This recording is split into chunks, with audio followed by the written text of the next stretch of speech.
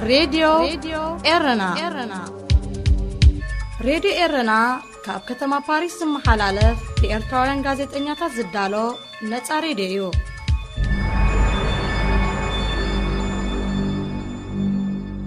أزو سلامتنا تقبلوا أبستفلالي كورنعات عالم كوينكم نمدبات راديو إيرنا أتكتاتلو زخبركم سمعتنا نيلوم ربو 10 شلكاتيت كلتش عن إسران كلتن فنوري راديو إيرنا كموترو بزينا يجمر فلما أرستاتو وتهدراويت مركب حبرات إمارات عرب أو ودب عسب نلعل حدا سمون تعشيقا 5 قنيت تحبيرو أب إيتوبيا نشد الشوارح تأوي جوز نبرة نايهو تتصقوان دنقاقي أب 3 توارح تلعيلو أب سودان أنصار سلطان حيزو زلو تهدراو قجلة أب زكاير زلو هزباو تقاومونا يستقطلو سبات بزحي لعل 8 باتحو راديو إيرنا ناتا دمت إيرتراويان علتاو زينا وتهدراويت مركب حبرات إمارات عرب أو ودب عسب نلعل حدا سمون تعشيقا 5 قنيت من جتات راديو إيرنا حبيروم اتا مركب استفلالي وتهدراونا وتخت الراقفن كتسعانن كمز رأيوز تقصتهم من جتات بسولس شمون تلكاتيت كودب عسب ملهق العلا 5 فانوات قليتهم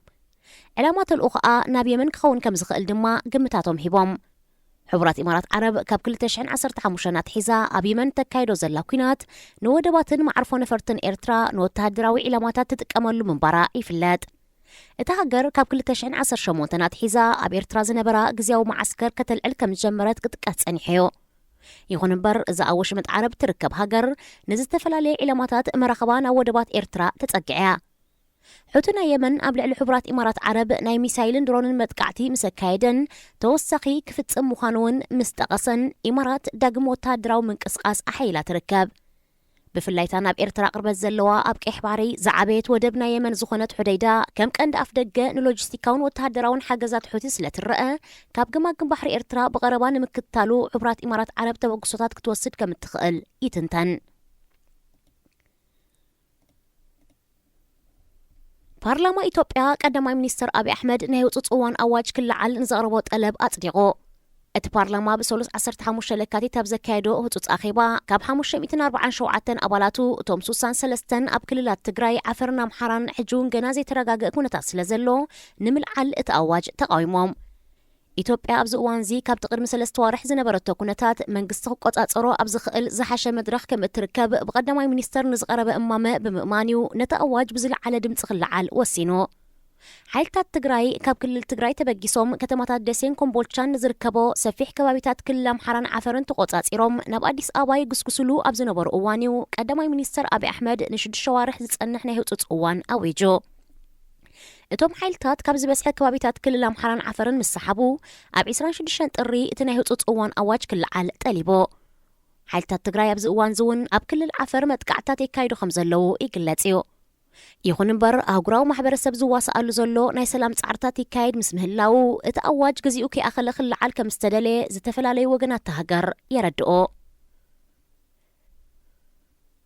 أب سودان أنصار سلطان بحيث زلو تهدراو قجلة زكاير زلو هزباو تقاومو ناستا 3 وارح بزغط سلالو بحالتات سقطانا يستقطلو سلفنياتات بسحي لعلي 85 بتحي سومو يحكمنا تهاجر أرقاقيتهم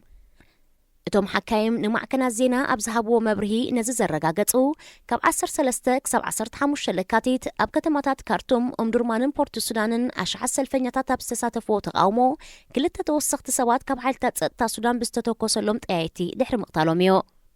سودانوان دقماي زودبو تقاومو أبت فقرات زتنبلو فالنتاين معلت فقرات أبت مساسال علت سلزنبرة حيالو كابتوم سلفنياتات كأيح في حنياتاتن معلت فقرها قرنان زبل تابيلاتاتن حيزوم من باروم نعين مساكر بمتقاس أقل زينا فرنسا كاب كارتوم حبيرو سلفنياتات السودان تتصنيحو بنهاري أبزو دبو زلو تقاومون أدمان أبز سالستزن زنهارلو فليلو حبرات هاجرات أب سودان فولكر بورتسن أبومبر كوميشن حبرات أفريقيا مصافاكن بزعبة بوليتيكا وزتا نديمقراسيو مسجار سودان بزملكت مسمرحي نايت سلطان بحيتو زلو تهدراو قجلة جنرال عبد الفتاح برهانن مرحتي بوليتيكاوين ودباتن سيفيكاوين محبراتن أبزتيلو أوانيو ወተሃደራዊ ጉጅለ ሱዳን ኣብ 2023 ኣብ ዝካየድ ዲሞክራሲያዊ ምርጫ ከም ዘይወዳደርን ስልጣን ብህዝብን ዝተመርጸ ሲቪላዊ መንግስቲ ከም ዘረክብን ቃላት እኳ እንተሎ ሱዳናውያን ሰልፈኛታት ግና እምነት ከም ዘይብሎም ብምግላጽ ብዝቐልጠፈ ሲቪላዊ መሰጋገሪ መንግስቲ ክቃውምዮም ዝጠልቡ ዘለዉ ዝኸበርኩም ሰማዕትና ዜና ኣብ ዝተፈጺሙሎ ሬድዮ ኤረና ናጻ ድምፂ ኤርትራውያን ሬድዮ ኤረና ናጻ ድምፂ ኤርትራውያን ዳግማይ ሰላምታና ተቐበሉ ክቡራት ሰማዕትና ካብ ዝቐጺሉ ብዓወት ኣረጋይ ዝዳሎ ኣፍሪቃ ኣብ ሶም ሙዚክ ክቐርበልኩም ሰናይ ምክትታል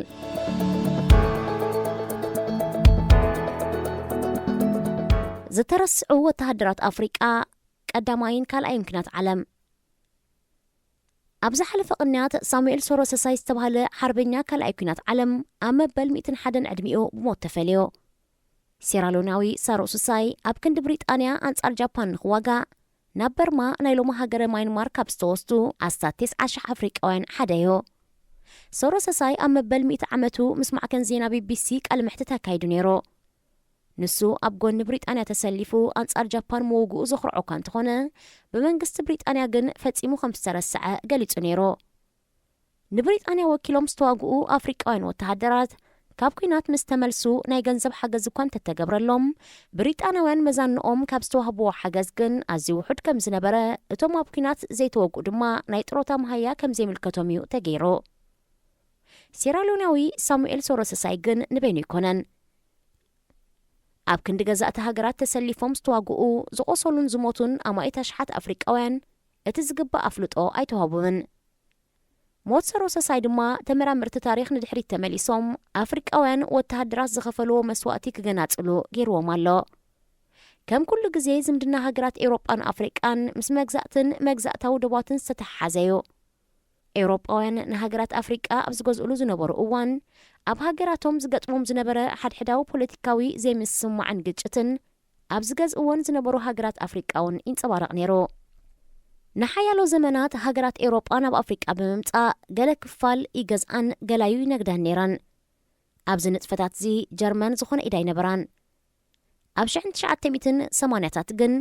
ግዝኣት ጀርመን እናሓየለ ብምምጽኡ እቲ ሃገር ኣብ ኣፍሪቃውን እጃማ ክትመቓራሕ ብሂጋ ነዚ ንምትግባር ናይ ጀርመን ቻንስለር ነበር ኦቶ ቫን ቢስማርክ ኣብ 1884-1885 ንግዝኣት ኣፍሪቃ ዝምልከት ዋዕላ በርሊን ኣብ ርእሰ ከተማ በርሊን ድሕሪ ምጽውዑ ሃገራት ኤውሮጳ ንሃገር ኣፍሪቃ መቓቒለን ክገዝኣ ተሰማሚዐን ኣብቲ ዋዕላ ፈረንሳ ብሪጣንያ ፖርቱጋል ቤልጅየም እስጳኛ ኢጣልያን ሕቡራት መንግስታት ኣሜሪካን ዝርከበአን 14 ሃገራት ተሳቲፈን ነይረን ድሕሪ ትስምዕ ግዝኣታ ብኣልጀርያ ጀሚራት ጸንሐት ፈረንሳ ናብ ሰሜን ምዕራብን ማእከላይን ኣፍሪቃን ማዳጋስካርን ኣስፋሕፊሓቶ እንግሊዝ ካብ ግብፂ ጀሚራ ሱዳን ኬንያ ናይጀርያ ክሳብ ደቡብ ኣፍሪቃ ኣስፋሕፊሓ ፖርቱጋል ንኣንጎላን ሞዛምቢክን ሒዛ ጀርመን ብወገና ንካሜሩን ናሚብያ ቶጎን ታንዛንያን ጎቢጣ ጣልያን ንኤርትራ ሶማልያን ሊብያን ቤልጅየም ዲሞክራሲያዊት ሪፐብሊክ ኮንጎ እናበላ ክሳብ 1913 ኣስታት 97 ሚእታዊት መሬት ኣፍሪቃ ተማሲሐንኦ ኣብ መንጎ ግዝኣታት ምቅያራት እናተገብረ ድማ ክሳብ 1960ታት ሰብዓታት ጸኒሐን ጀርመን ዝገዝኣቶ ብታንዛንያ ተገሊጹ ዘሎ ኣብቲ እዋን ብጀርመን ምብራቕ ኣፍሪቃ ክጽዋዕ እንከሎ ናይ ሎሚ ታንዛንያን ሩዋንዳን ዘጠቓልል ነይሩ ናሚብያ ድማ ብጀርመን ደቡብ ኣፍሪቃ ተባሂላ ትጽዋዕ ነይራ ሃገራት ኤውሮጳ ብኸምዚ ንኣፍሪቃ ጎዛዝየን እናመሓደረኣ እንከለዋ እተን ሃገራት ኣብ ኤውሮጳ ኣብ ንሓድሕደን ኣብ ውድድር ወተሃደራውነት ሓፀይነትን ሃገራውነትን ተሸይመን መን ዓብለለ ኣብ ንሓድሕደን ምሕዝነታት እናመስረታ ተጎጃጅለን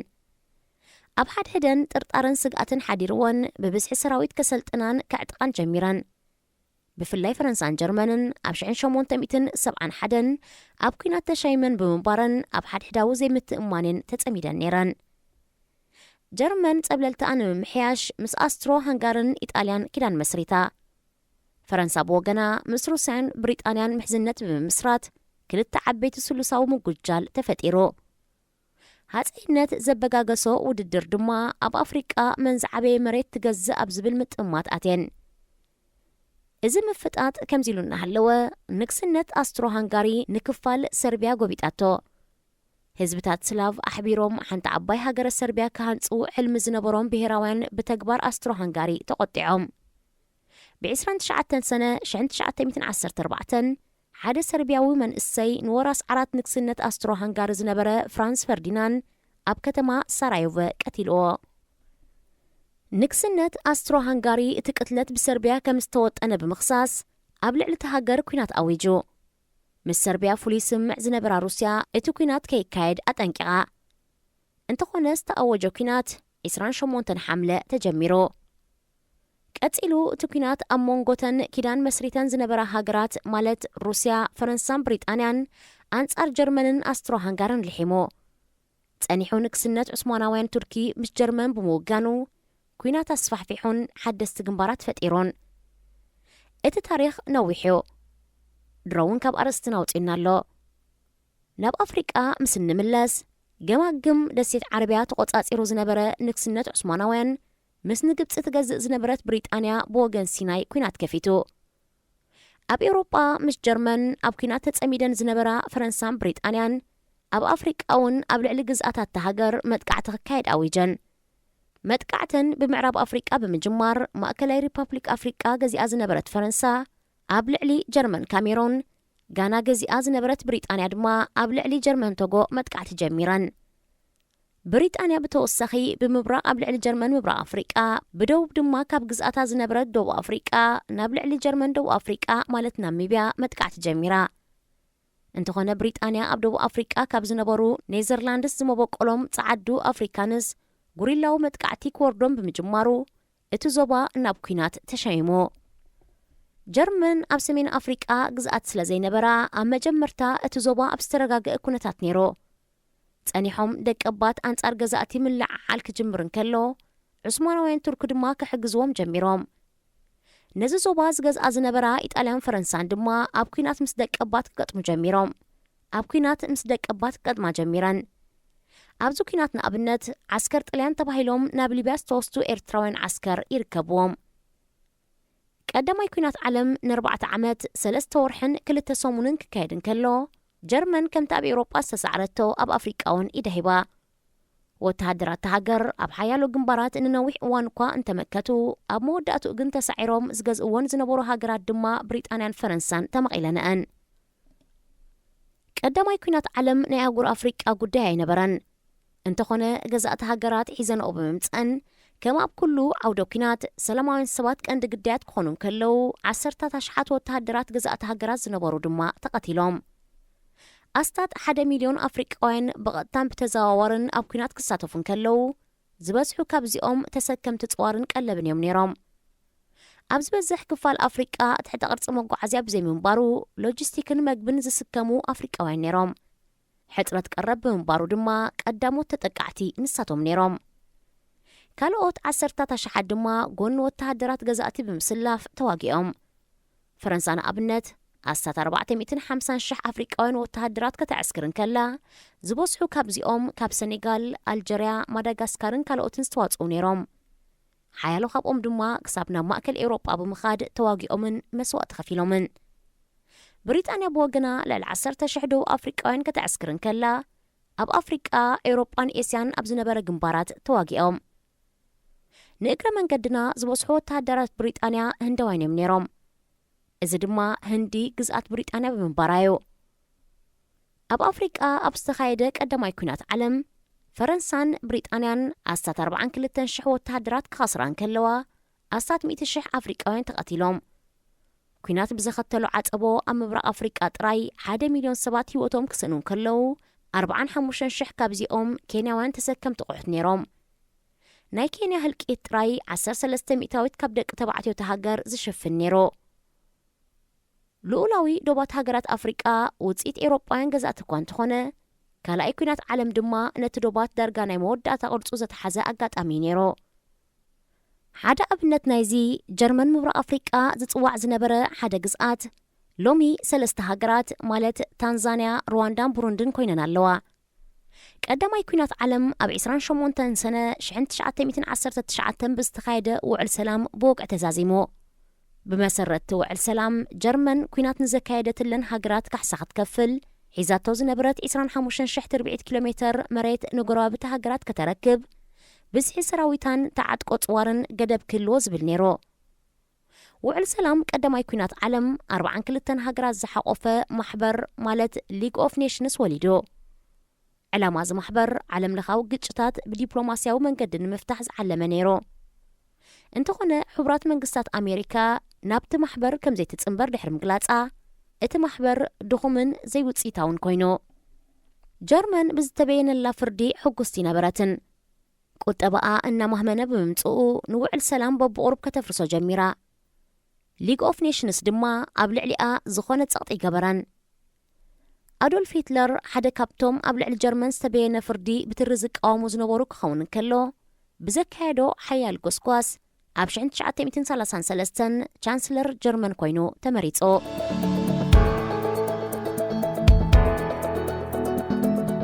أيتنحن أدولف هتلر شابو وعل سلام بمفراس سراويت حيل بحرن حيل أيرن هاجرو بقلطوف كهانتون كعتقون جميرو أبشعن 1938 أوستريان كفال تشيكوسلوفاكيان تقوصاصيرو مسكاب إرترا تبجيسا نا أبيسينيا نايلوم إثيوبيا وريرا زنبرت إيطاليا نكفال تشاينا زحزت جابانن كيدان مسريتو بمقصال نبولاند تقوصاصيرو فرنسان بريطانيان كاب زورورو مريت كنسحب تصويعن صمام إذن مسرخبا بسلسته مسكرم 1939 أبلع الجرمن كوينات أويجن كالاي كوينات علم تجميرو كم تقدموا زنبرة حجون هاجرات أهجر أفريقيا أبتحت مجزات نيران بز مسرت كوينات أوروبيان داجمين بأفريقيا تمليسو أبزوان جن جرمن زي كونت إيطاليا نايت كوينات تكرونيرا إيطاليا مأكل أتكرو زخونت نتهاجر زمرح زنبرة بنيتو موسوليني سراويتو كاب إرترا ليبيان صوماليان تبجيسوم نقرا بالتهاجرات بمتقع مجزاتي كسفحفح بموطاني نيرو أبلع لئو إيطاليا مش جرمن وجينا نابكينات أوروبا سلزعتوت بتزواري أب أفريقيا قروا بالتامس زنبرا فرنسان بريطانيان كتواقع نايكد النيرو بنيتو موسوليني أقدمو مترب سويسكو قطعصر حلم كوانتا نبرو أبلع لي جزائت قبس زنبرات بريطانيا جن مدقعت خكايد يوسنن كالا يكونات عالم دحرمو اللعوغن مدقعتي ككايد باب كفيتلو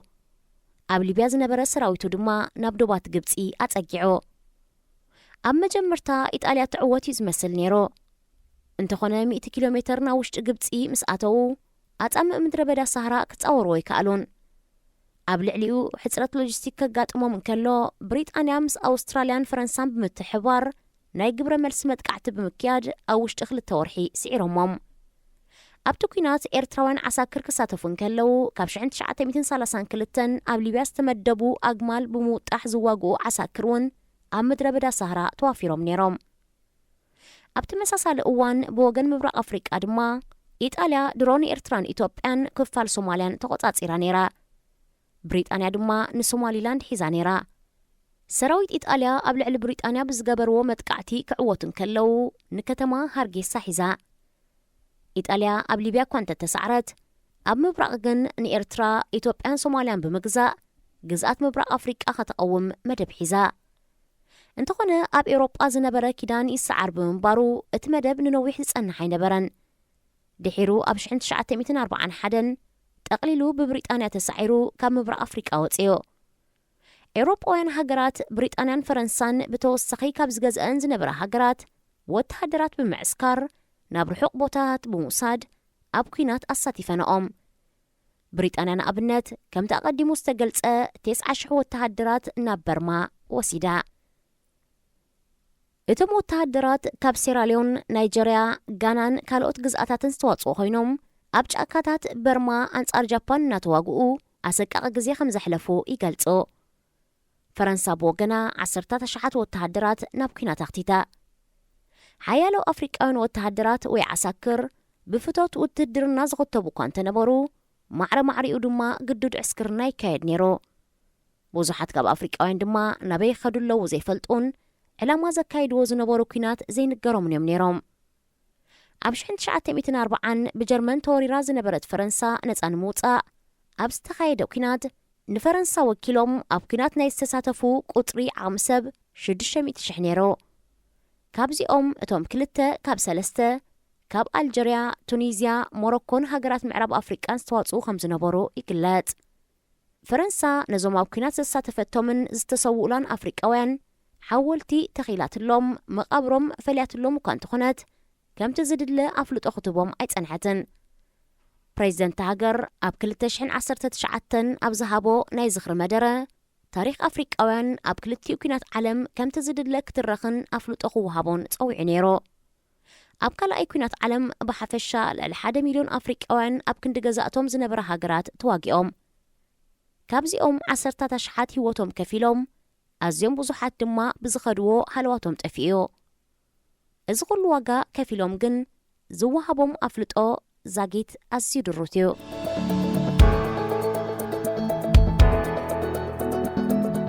ተወሳኺ ብዛዕባ ካልኣይ ኩናት ዓለም ካብልዓልና ንኤርትራ ገዚኣታ ዝነበረት ኢጣልያ ኣብ ጥንቁል ሓስከረን ንመወዳእታ ግዜ ብብሪጣንያ ከም ዝተሰዓረት ንፈልጥ ዶ? እወ ንኤርትራ ገዚኣ ዝነበረት ፋሽስታዊት ኢጣልያ ምስ ናዚ ጀርመንን ጃፓንን ብምውጋን ኣባል ሓይልታት ኣክሰስ ክትከውን እንከላ ንሱዳን ገዚኣ ዝነበረት እንግሊዝ ድማ ምስ ሓይልታት ኪዳን ኮይና፣ በዚ ድማ ኣብ ኤውሮጳ ኣብ ኩናት ዝነበራ ሃገራት ኣብ ግዝኣተን ዝነበረት ኣፍሪቃ ክቕጽልኦ ናይ ግድን ኮነ። እዚ ኸይኣክል ከምቲ ኣቐዲሙ ዝተገልጸ መራሒ ኢጣልያ ዝነበረ ቤኒቶ ሙሶሊኒ ኣብ ልዕሊ ኣብ ሶማሊላንድ፣ ኬንያን ሱዳንን ዝነበረ ሰራዊት እንግሊዝ ወራር ክካየድን ግዝኣት ከስፋሕፍሑን ንሰራዊቱ ኣዚዙ። ኩናት ድማ ጀሚሮ። ኤርትራ ድማ መበገሲት ሰራዊት ጣልያን ነይራ። ድሕሪዚ ሰራዊት ጣልያን ብ4 ሰነ 1940 ንከሰላ ሱዳን፣ ንሓሰ 1940 ድማ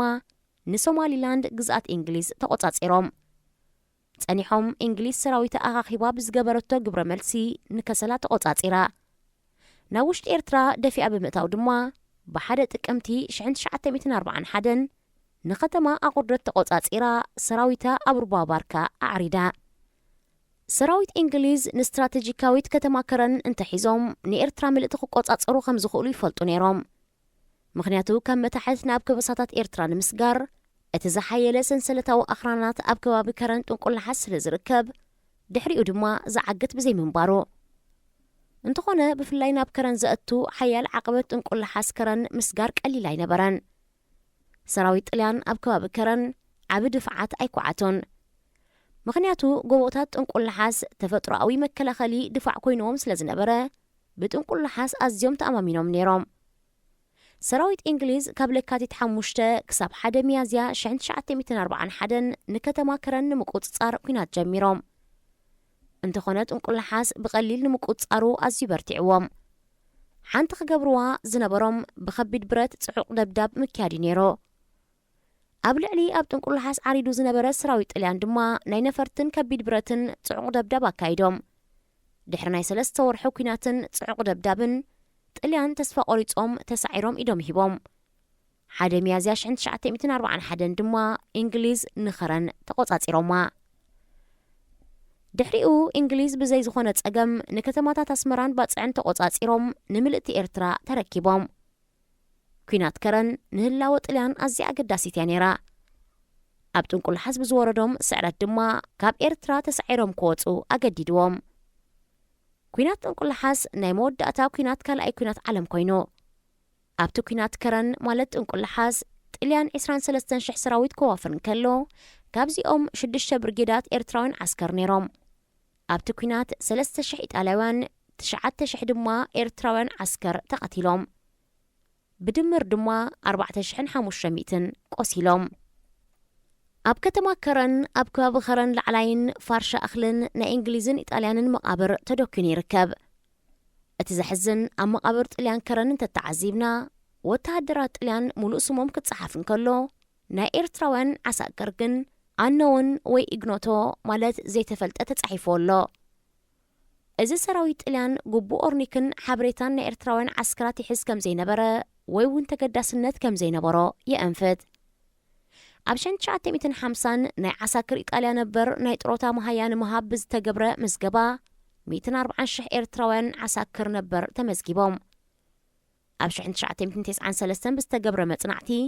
ካብቶም ዓሳክር 1,100 ብህይወት ነይሮም።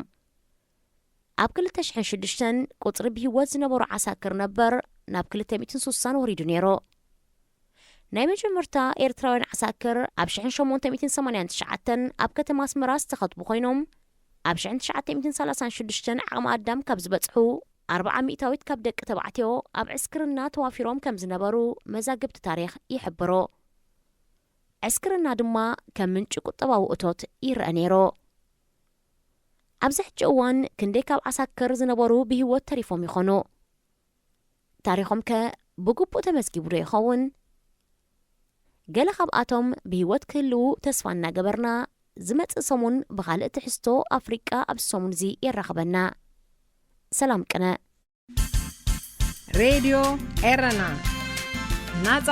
ድምፂ ኤርትራውያን ሬድዮ ኤረና ናጻ ድምፂ ኤርትራውያን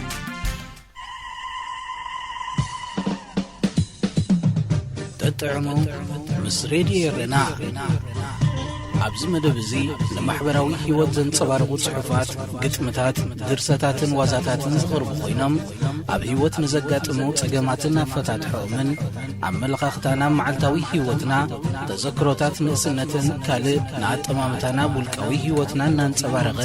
ዘዘናግዕን ምኽርታት ዝልግስን መደብ እዩ። ተጥዕሙ ምስ ሬድዮ ኤረና። ሰላም ከመይ ትቕንዩ ፍትዋት ተኸታተልቲ መደብ ጠጥዑም ምስ ሬድዮ ኤረና። እዚ ትወትር ረቡዕ ዝቐርበልኩም መደብኩም መደብ ጠጥዑም እዩ። ንለሙን ከምቲ ልሙድ ንዓኹም ይኸውን እዩ ዝብልና ትሕዝቶ ኣዳሊና ኣብ ምድብ ሰዓትና ተረኺብና ኣለና። ክሳብ ፍጻሜ መደብና ምሳና ሓቢርኩም ብኽብሪ ክጸንሑ ዝዕድመኩም ኣዳላውን ኣቕራብን መደብ ተስፊት ዮሃንስ እየ። ሰናይ ምክትታል። ሬድዮ ኤረና ናጻ ድምፂ ኤርትራውያን። ደጊመ ሰላም ክቡራት ተኸታተልቲ፣ እዚ ስዕብ ትሕዝቶ ብዶክተር ዴቪድ ጆሴፍ ሸዋርትዝ ተደሪሳ ብሚካኤል ዮሃንስ ካብ ዝተተርጎመት ምንጪ ዓበይቲ ሓሳባት ዘርእስታ መጽሓፍ ዝተወስደ ክኸውን እዩ። ንሎሚ ንስኻ ልክዕ ከምቲ ንገዛእ ርእስኻ ተሓስባ ኢኻ ዘርእስቲ ጽሑፍ ሒዘልኩም ቀሪበ ኣለኹ። ሰናይ ምክትታል። ሬድዮ ኤረና ናጻ ድምፂ ኤርትራውያን። ናይ ሰብ ባህሪ ኣደንጻዊ ምዃኑ ጉድ ነገር እዩ። ሓደ ሸቃጣይ ንዓማዊሉ ተገዲሱ እንታይ ክእዘዝ ብትሕትና ክብል ከሎ ንኻልእ ሰብ ግና ብዙሕ ኣይግደሰሉን። ንብቐረባ ሓለፍትና ዝኾኑ ትእዛዞም ንሰምዕ፣ ናይ ቀረባ ሓለፍትና ዘይኮኑ ግና ንትእዛዞም ሸለል ንብል። ንገለ ሰባት ኣቓልቦ ንህብ፣ ንገሊኦም ግና ቓልቦ ኣይንህቦምን። ንገለ ሰላማት ወይ እውን ነብሲ፣ ንገለ ኸዓ ከመይ ኣለኻ ወይ እውን ከመይ ኣለኹም ኢልና ሰላምታ ንህቦም። ገለ ሰባት ኣኽብሮት ክረኽቡ ከለዉ ገለ ግን ነዚ ኣይረኽብዎን። እዚ ኩሉ ኣቐዲም ዝተዘርዘረ ኣብነታት ኣብ ሓደ ሓሳብ ክጠቓለል ይኽእል። ንሱ ኸዓ ናብ ሰባት ዘሎ ኣረኣእያ እዩ፣ ኣተሓሳስባ እዩ ነዚ ኩሉ ዝገብሮ። ካልኦት ኣባና ዝገብርዎ ግምት በቲ ንሕና ንርእስና ንግምት እዮም። ሓደ ሰብ ዘለዎ ክእለትን ብቕዓትን ብዘየገድስ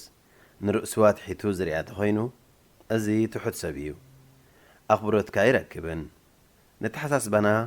ተግባርና እዩ ዝቆጻጸሮ። ትሑት ኮይኑ ዝስምዖ ሰብ ወላ ዝገበረ እንተገበረ ነዚ ስምዒት እዚ ከይገሃደሉ ዝሽፍነሉ ጉልባብ የብሉን። ሓደ ሰብ ኣገዳሲ ኮንኩን ኢሉ ይሓስብ ተኾይኑ ኣገዳሲ እውን ኣይኮነን። ካብ ካልኦት ክብረት ክትረክብ ተኾይኑ ክብረት ይግባእካ ምዃኑ ብመጀመርታ ሕሰብ። ክንድቲ ንስኻ ናብ ገዛእ ርእስኻ ዘለካ ኣኽብሮት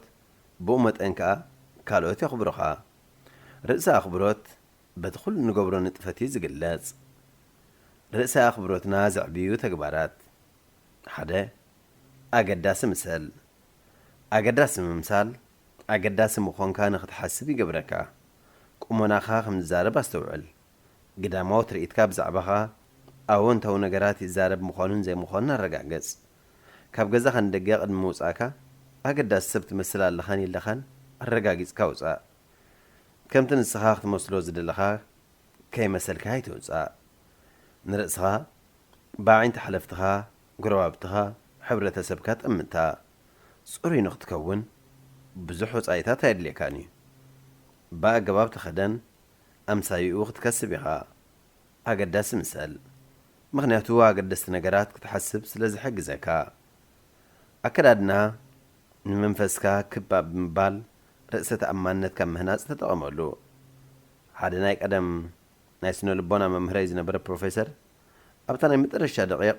ናይ ፈተና ምድላዋትና ከምዚ ኢሉ ይምኽረና ነዚ ኣገዳሲ ፈተና ጽቡቕ ተኸደኑ ሓድሽ ከረባታ ዝተሰረረ ባድላ ዝተወልወለ ጫማ ግበሩ ንጹር ኣከዳድና ንጹር ንኽትሓስብ ይሕግዝ ይብለና ነይሩ ደጋዊ ትርኢትካ ንውሽጣዊ እምሮኻ ይጸልዎ እዩ ከመይ ትመስል ከመይ ከም ትሓስብን ከመይ ዝበለ ውሽጣዊ ስምዒት ከም ዘለካን ይገልጽ ሓደ እዋን ወደይ ኣየር ወለድ ክመስል ደልዩ ግና ናይ ኣየር ወለድ ቆቢዕ ኣይነበሮን ናይ ኣየር ወለድ ቆቢዕ ከምፅኣሉ ለሚንእኒ ኣነ ግና ዝኾነ ቆቢዕ ግበር ኢለ ደፋፊአዮ ሽዑ ንሱ ባባ ኣነ ካልእ ቆቢዕ ተገይረ ኣየር ወለድ ዝኾንኩ ኮይኑ ኸይስማዓንን እዩ ከም ኣየር ወለድ ክሓስብ ኣይከኣልኩን በለኒ ብድሕሪ እዚ ናይ ኣየር ወለድ ቆቢዕ ገዚአ ሂበዮ ኣየር ወለድ ዝኾነ ድማ መሰሎ እዛ ክስተት እዚኣ ኣነ ዘውቲረ ዝዝክራ ምክንያቱ ግዳማዊ ትርኢት ኣብ ኣተሓሳስባ ጽልዋ ከም ዝሕድር ስለ ተርኢ ሓደ ወታደር ከም ወታደር ክስምዖን ክሓስብን እንተኾይኑ ናይ ወታደራዊ ክዳን ክለብስ ኣለዎ መርዓት መርዓት ኮይኑ ክስምዓ ቬሎ ወይ ዙርያ ምስ እትለብስ እያ ሓላፊ ምዃኑ ዝስምዖ ሓላፊ ዘምስሎ ክዳን ምስ ዝኽደን እዩ ትርኢትካ ንዓኻ ዛረበካ ከምኡውን ንኻልኦት ይዛረብ ካልኦት ኣባኻ ዘለዎም ኣረኣያ ንምውሳን ይሕግዞም ከም ክልሲ ሓሳብ ንሰብ በከዳድንኡ ክትፈርዶ ጉጉዩ ክትብል ቀሊል እዩ እቲ ሓቂ ግና ሰባት ብትርኢትካ እዮም ዝፈርዱኻ ብመጀመርታ ሰባት ትርኢትካ ርዮም እዮም ዝግምግሙኻ ናይ መጀመርያ ትርኢትካ ኸ ናይ መጨረሽታኻ እዩ ነታ ናይ መጀመርታ ትርኢትካ ክቕይርዋ ግዜ ይወስደሎም ኣብ ሓደ መሸጢ ፍረታት ዘስተውዓል ኩሉ ክልተ ሓደ ዓይነት ዘለላ ዘቢብ ብዓይነት ኮነ ብዓቐን ፍልልይ ዘይብሎም ግና እቲ ሓደ መሸፈን ዘይብሉ ዘለላ ብ50 ሳንቲም ክሽየጥ ከሎ እቲ ሓደ ብዘብረቕረቕ መዐሸጊ ዝተዓሸገ ብ5 ናቕፋ ክሽየጥ ርአ ነቲ በዓል ድኳን ስለምንታይ ናይ ዋጋ ፍልልይ ከም ዝገበረ ሓቲትዮ እቶም ኣብ ዘብረቕረቕ መዐሸጊ ዝዕሸጉ ካብቶም መዐሸጊ ዘይብሎም ዝመልክዑን ዘብህጉን ስለ ዝኾኑ ብዝተዓጻጸፈ ዋጋ ንሸጦም ኢሉኒ ሬድዮ ኤረና ናጻ ድምፂ ኤርትራውያን ብዛዕባ ዝወይኒ ዘለላ እሞ ሕሰብ ንስኻ እውን ገዛእ ርስኻ ኣብ ዕዳጋን መሸጣ ከም ዘውረድከያ ሕሰብ ኣብ ዝበለጸ መጠረዚ ወይ መሸፈኒ ክዳን ምስ እታኣትኻ ዝበለጸ ዋጋ ተውፅእ እቲ ቐንዲ ሕመረት እምበኣር ንስኻ ኣብ ዝበለጸ መጠረዚ ምስ ተኣቱ ኢኻ ብሰባት ዝበለጸ ተቐባልነት ትረክብ ተዓዘብ እሞ መን እዩ ኣብ ቤት ጽሕፈት ኣውቶቡስ ኣብ ቤት ሻሂ ኣብ ጎደና ኣብ ዕዳጋ ዝበዝሐ ኸበሬታ ዝረክብ ሰባት ቁልጡፍ ጠመተ ኣብ ግዳማዊ ትርኢት ርእዮም ብዘይገለ ኣኽብሮት ዝህቡ እዚ ኣዘውቲርና ንሪኦ ነገር እዩ ንገለ ሰላማት ኣሎራ ነብሲ ዝብሉ ቓላት ክውሃቦም ከሎ ንገለ ኸኣ ብፍሉይ ኣኽብሮት ሰላም ኣቶ እከለ ከመይ ኣምሲኽን ወይዘሮ እከሊት ክበሃሉ ንርኢ ጽቡቕ ግዳማዊ ትርኢት ሰባት ይዛረብ እዩ ብዛዕባ ኸ ኣወንታዊ ነገራት ይዛረብ ንሰባት እስትሪኦ ዘለኻ ኣገዳሲ በሊሕ ምዕቡል እሙን ሰብ እዩ ኢሉ ይነግረልካ ሓደ ወጃብ ኣከዳድንኡ እንተኾይኑኻ ግዳማዊ ትርኢቱ እዚ ትሪኦ ዘለኻ ዘይረብሕ ጠፋሽ ከንቱ ዋጋ ዘይብሉ ሰብ ኢሉን ሰባት ይነግረሉ ከም ቀንዲ ነጥቢ ንግዳማዊ ትርኢትካ ኣኽብሮ ትብል ሓረግ እያ ግና ብዙሕ ሰብ ዝሓታ ክዳን ከም ዘማዕርግ ይፈልጥ ግን ካበይ ማምፅአ ዝበለጸ ክዳውንቲ ክኽደን ትብል ሕቶ እያ እቲ መልሲ ቀሊል እዩ ካብ ናብ ብዝሒ ናብ ዓይነት ገንዘብ ኣፍስስ ዓይነት ጽባቐ ካብ ብዝሒ ዝበለጸ እዩ ዝበለጸ ብዓይነቱ ጫማ ጎልፎ ካልሲ ከረባታ ካምቻ ዓድግ ካብ ጽባቐ ዘይብሉ ዓይነቱ ብሉጽ ዘይኮነ ብዙሕ ቀያራት ምዕዳግ ሒደት ብዓይነቱ ብሉጽ ክዳውንቲ ምዕዳግ ይበልጽ ምኽንያቱ ጽራ ሓደ ብዓይነቱ ብሉጽ ዝኾነ ክዳን كي حساسة كي تبلله كي أرجع نويح كتنح خال بعينته بلوت زخنا كدان فاشنو خي ودقة حياليس أنح بعينته بلوت زخنا كدان عين سبات سلزمارخ سحابيو قرماو تريتكا وياي اللوابسخا نعخا نخالوتن كم زاربه سوعلن ذكرن نسخا لك كم تان نفسخات حسبا يخا كلته سرحكا قداس مخانو حساب لك كم قدامو تريتكا الرأي يخا نابشنخ سرحكا حلفتها كومكا أبتحتي غزلو سرحتنياتات قال نجار بزعبها يا محلال فيو ناوشت إيه حساباتك بحيلي نمس أي خاي والسنو اندحر دقا دخم عقم قلبو قال نجار انت دقا تخسر وي نسخا غبتهم تحتو درجة سباتي لكا نتحاسبكا مستهم تحتو سباتي خا تقمت أنا هيا قداس سبيه أنا مستهم قدامي درجة سرحيا قداسيو إلكا محساب قنا وصيتك عوتيو اتمفتح عوتك بقى تحساس بخا يزوسن تكبراتك أنا تحساس بخا يزقوا أصرو نسرحها قداس مخانو زحسب سب نسرحو بخمي زبلز أخان زقبرو كابو أمرو أحبريتا يقبل زبلز أسرح مالت زبلز معرقك جنزب زنا حاقوس مالتيو قولعو خمي جيرم قلطيفهم زنبالي لمدي شاقولات مرجعة كاب صدرهم كم زورسو كلنا نفلتينا نحوارو ناي مقبت أباي هايمانوت مرجعة قولعو كم تناي ولدهم وي معبيهم زحسبو نانصبارقو بمقداحيهم وخلات سباتون كم يقبريهم سبات ملو عدميهم ناي كالوت قديحهم ينصبارقو ناي مرحتهم من لعليهم زلو سباتن يقدحو حساباتهم تكباراتهم بزي وي بناي زياتهم سسلو ايو نزي بقليلو خطرقاقصو تخليها حدا عركها مس مسارحتو خطنص اصرو فتنمو بزح زم مساسل تكباراتن اتا حساس بان ترقبلهم زم زقصلو حدا خابتي تكبارات عركها كب حلافيو وي مسارحتو زقدحميم اطاق مقالات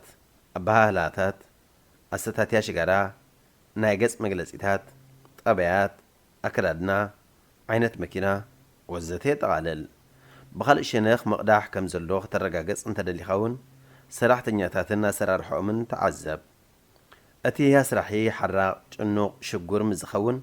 اتم سراحتنياتاتون كم ጭنوقات حرقات شغوراتيوم اندهربان صارو حيال سمعي زلوو حقوس كوينغا اتم سراحتنياتاتون كم حيال سمعيتي لهم اتنطبي كمت نحنا ناب سراحنا زلنا رأيها اتم تختلتنا خا كمناتنا الرأيها يرئيو بغطتها خمناتنا ينصبارقو كم تقولعا ناي سدرو زنصبارق سراحتنياتنا خا كم ينصبارقو حنت خبهريات عوتات سبات نوسد وعوع سمعيت حادياب كفل مشطات سرح وعوع سمعيت زلو سب وعوع سمعيت زلوهم عماويل كم زلوو تستوعلو ويكا حدا وعوع سمعيت زلو سباخي ويون مداري وتم سماعتن نقحاتن وعوع سمعيت زلو من كم زخونو تعذيب كادو اندحر نسخا وعوع سمعيت هلكا اب كبابي خزلو سباتون وعوع سمعيت هيولوام قنا خمي جرنا وعوع سمعيتنا معبل اتقند مسرتاو نجر بوعوع سمعيت محسابي نسخا طراي باون تاود الرخيت وعوع سمعيت هلخا نسخا خم تتحسبو يخا بوعوع من قدي حسب نسخا وعوع كتكون زبلت اسراح كلوكا ابتتدلي اسراح وعوع سمعيت هلخا كالوت نزي وعوع سمعيت كاتغنزيبوم اب قداماي درجه كسرعو خيوم راديو إيرنا ناصا دمص إرتراويان نستحستو كقرب خلخو كبير حزن سمعني حجي بهيوت زيله كلمة 5 عامتات سددلي دقيمه زقربو زلخو ناي نفسير هابتم كيدانه عدالاوي إيري أبرس نبره مخانو كزخاخر دالي سناي مكتتال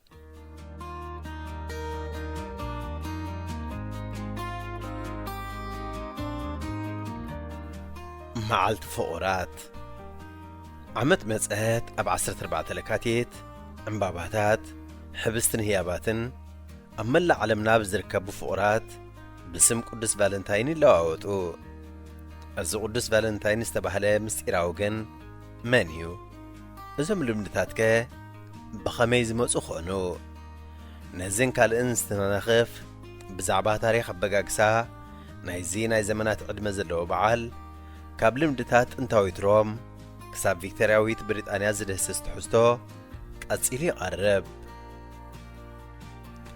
ገድሊ ቅዱስ ቫለንታይን ታሪኽ ዕለተ ቫለንታይንን ዛንታ ናይቲ ኣውራ ወራሲኣ ዝኾነ ጻድቕን ብምስጢር ዝተጐልበበ እዩ። ለካቲት ካብ ቀደም ጀሚራ ከም ወርሒ ፍቕሪ ትበዓል ምንባራ ንፈልጥ ኢና። ሎሚ ድማ መዓልቲ ቅዱስ ቫለንታይን ኣሰራት ልምድታት ክርስትያንን ሮምን ዝሓዘ ምዃኑ ኢና ንርዳእ። ቅዱስ ቫለንታይን ግን መን እዩ? ምዝ ጥንታዊ በዓልከ ከመይ ኣቢሉ ተዛመደ? ካቶሊካዊት ቤተ ክርስቲያን ክሳብ 3 ዝበጽሑ ቫለንታይን ወይ ቫለንቲኑስ ዝተሰሚዩ ጻድቕ ኣፍልጦ ከም እትህብ ይፍለጥ። ኩሎም ድማ ሰማዕት እዮም። ኣብ ሓደ ዛንታ ቫለንታይን ኣብ ናይ 3ይ ክፍለ ዘመን ሮም ዝነበረ ጻድቕ ምዃኑ ይንገር። ገዛኡ ሮም ዝነበረ ክላውዲየስ ካልኣይ ዘይምርዕዋት ካብ ምርዕዋት ንላዕሊ ንውትድርና ዝሓሹ ምዃኖም ምስ ወሰነ መንእስያት ከይምርዓዉ ኣዘዘ። በዛ ኣዋጅ ዘይተሓጐሰ ቅዱስ ቫለንታይን ነቲ ትእዛዝ ብምቅዋም ንናእሽቱ ፍቑራት ብስቱር ቃል ኪዳን የእስር ነበረ። ተግባራት ቫለንታይን ምስ ተፈልጠ ድማ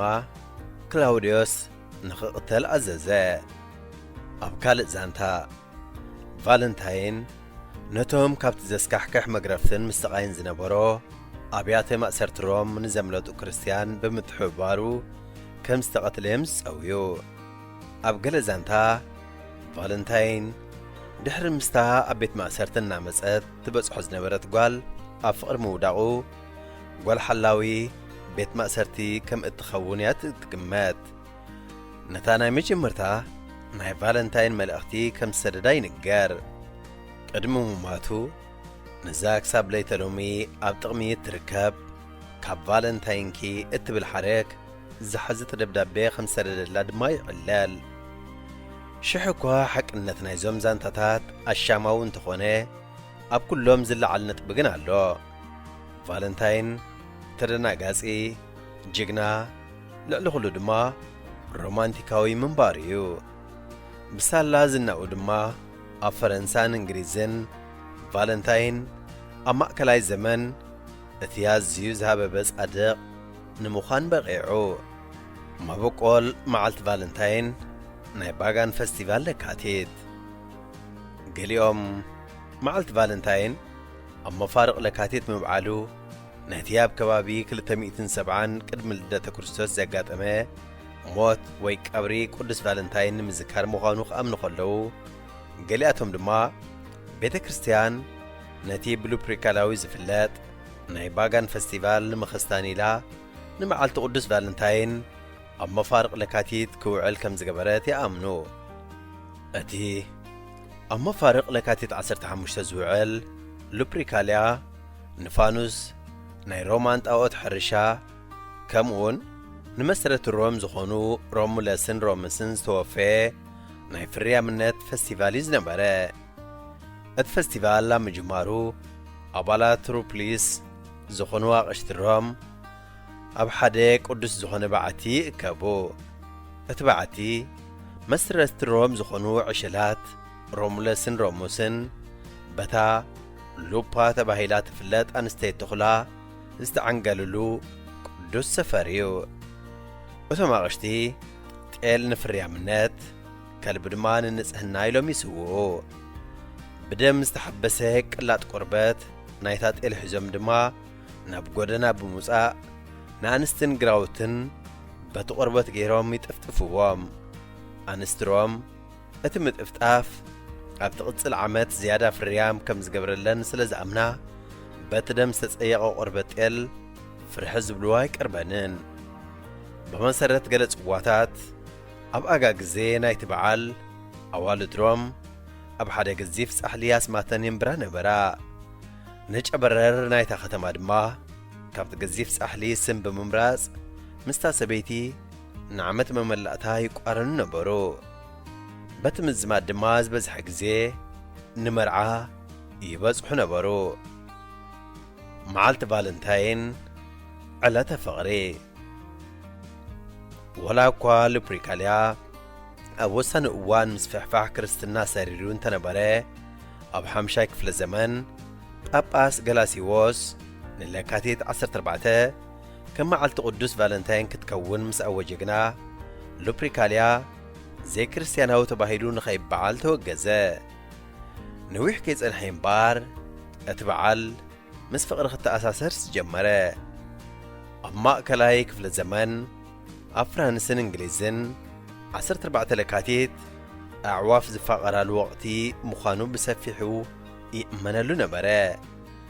نت مفارق لكاتيت معالت فقرات كخونا اللوو زبل حساب دما زراقود نبرة شحكوا ناي فالنتين صحوف كساب دحري شحنا 400 زي جمرة ينبار ناي فالنتين ملأختات قدا قدم مأكلاك في الزمان جميرو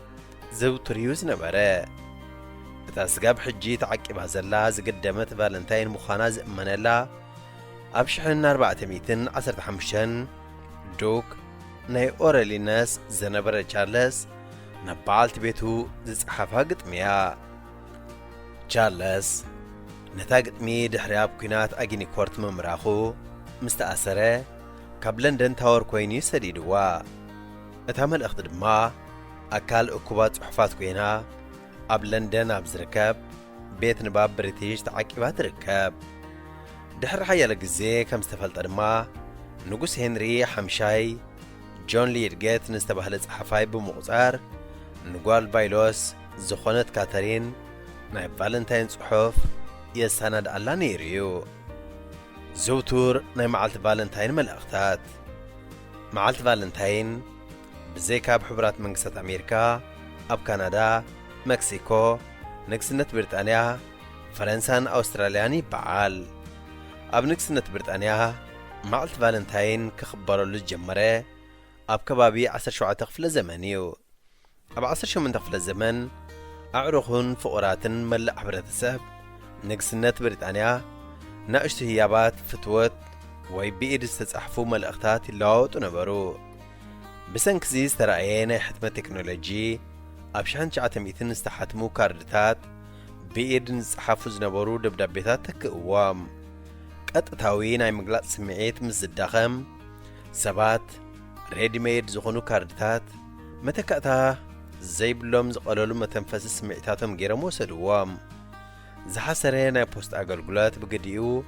نمسفحفح مسداد ناي فالنتين من الأختات عابترات تساوته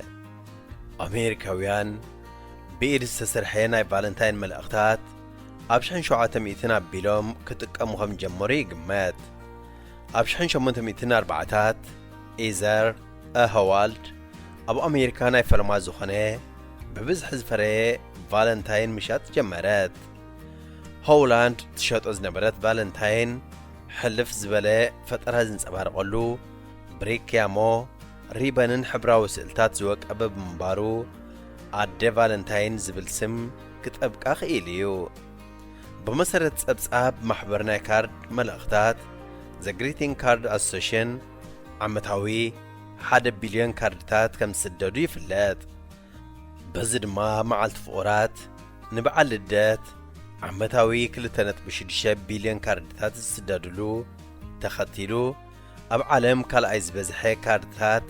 زسددلو بعال كوينون رخبا بقام 85 مئتاويت فالنتين بدك أنستيو 5 عدق مس إنسمعجن انتي مبلنا دك نستيو حششتدو ولا سفك أراتين مبلنا زحتو نعخميات ملكات صحافي هابتم كيدانه لكاتيت 14 كلتا شحن 13 راديو إيرنا ناصا دمص إرتراويان فتوات تخاتلت مدبنا بزقرمنا لكم تحسوا عاجبكم تزانيكم كتكونوا تسفنا قبرنا نايلم تحسنا أبزازي من لنا أب مدبنا زلكم رأيتو يخون نغفيتا ويوان قرب لكم تللي وصحفات مزلو በትልሙድ አድራሻና ናብ radioerna@gmail.com ወይ radioerna@yahoo.com ኢልኩም ላእኹልና ክበጽሓና እዩ። ብተወሳኺ ናብ ፌስቡክ ተስፊት ዮሃንስ ብምባል ኣብ ናይ መልእኽቲ ሳጹን ክትገድፍለይ ከም ትኽእሉ ከዘኻኽረኩም ደሊ። ብዝተረፈ ብዝመጽእ ረቡዕ ኣብ ተመሳሳሊ ሰዓትን ብዝተፈለየ ትሕዝቶን ክሳብ ንራኸብ ጠጥዕሞ ጠጥዕሞ ምስ radioerna ኣብዚ መደብ እዚ ንማሕበራዊ ህይወት ዘንጸባርቑ ጽሑፋት፣ ግጥምታት፣ ድርሰታትን ዋዛታትን ዝቐርቡ ኮይኖም ኣብ ህይወት ንዘጋጥሙ ጸገማትን ኣፈታትሖምን ኣመለኻኽታና መዓልታዊ ህይወትና ተዘክሮታት ንእስነትን ካልእ ንኣጠማምታና ውልቃዊ ህይወትና እናንጸባረቐ ዘዘናግዕን ምኽርታት ዝልግስን መደብ እዩ። ጠጥዕሙ ምስ radioerna ዝኸበርኩም ተኸታተልትና ነዚ ሰዓዚ ተዳልዩ ዝነበረ ሓፈሻዊ መደባትና ኣብዚ ፈጺምና ኣለና። ሬድዮ ኤረና ሬድዮ ኤረና ካብ ከተማ ፓሪስ ዝመሓላለፍ ብኤርትራውያን ጋዜጠኛታት ዝዳሎ ነጻ ሬድዮ እዩ።